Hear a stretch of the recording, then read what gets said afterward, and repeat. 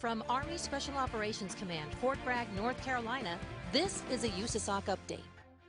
During an overcast November afternoon, more than 100 soldiers and veterans of Task Force Dagger gathered together at Meadows Field, headquarters, U.S. Army Special Operations Command, Fort Bragg, North Carolina, for a memorial stone dedication. We had extraordinary men who were prepared to take on our nation's most difficult and dangerous enemies, who knew how to operate in uncertain environments, how to problem solve in those environments, and how to consistently develop the appropriate courses of action needed to get the job done. They were members of the 5th Special Forces Group Airborne from Fort Campbell, Kentucky. They made up the core of Joint Special Operations North called Task Force Dagger. Supporting Task Force Dagger were aviators from the 160th Special Operations Aviation Regiment and Special Tactics personnel from the Air Force Special Operations Command.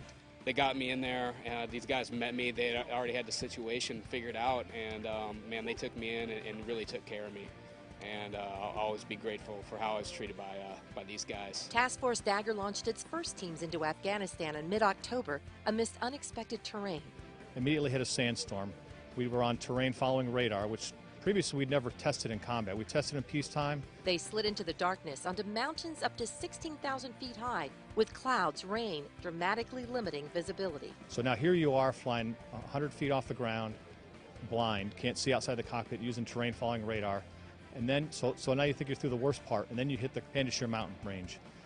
You have to climb up to levels above 14,000 feet, go on oxygen, still in the clouds. You transition from dust to clouds. Despite the risks, all insertions were accomplished without major incident.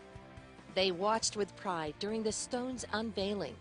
Comments made by senior leaders painted the picture of a successful mission and the ones who made it possible. I mean, it was the beginning of things that we didn't even really realize. The integration of the ODAs with the Air Force, using air power to drive the Taliban out of Afghanistan. For those who attended the Memorial Stone dedication event, it was worth the travel. And, you know, even though fate and the Army and the Air Force has scattered us about, to be able to come back and see some of these old friends and share some of those memories with them was really wonderful.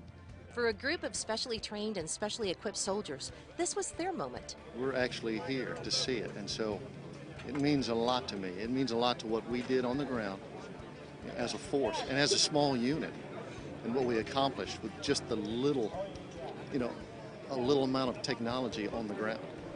It was a time to look back and reflect on how the synchronization and interdependence across the special operations and intelligence communities and gut determination of the soldiers of Task Force Dagger enabled the success of this historical mission.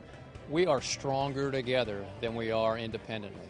And we figured out early on that the Army, the Air Force, the State Department, all the government agencies, they bring all these tools together, and we are better together than we are separately and going in there and training. So that's the key thing about interdependence, and we really started to build that with Task Force Dagger, and it carried on into the last 12 years. For USASOC Public Affairs, this has been a USASOC Update.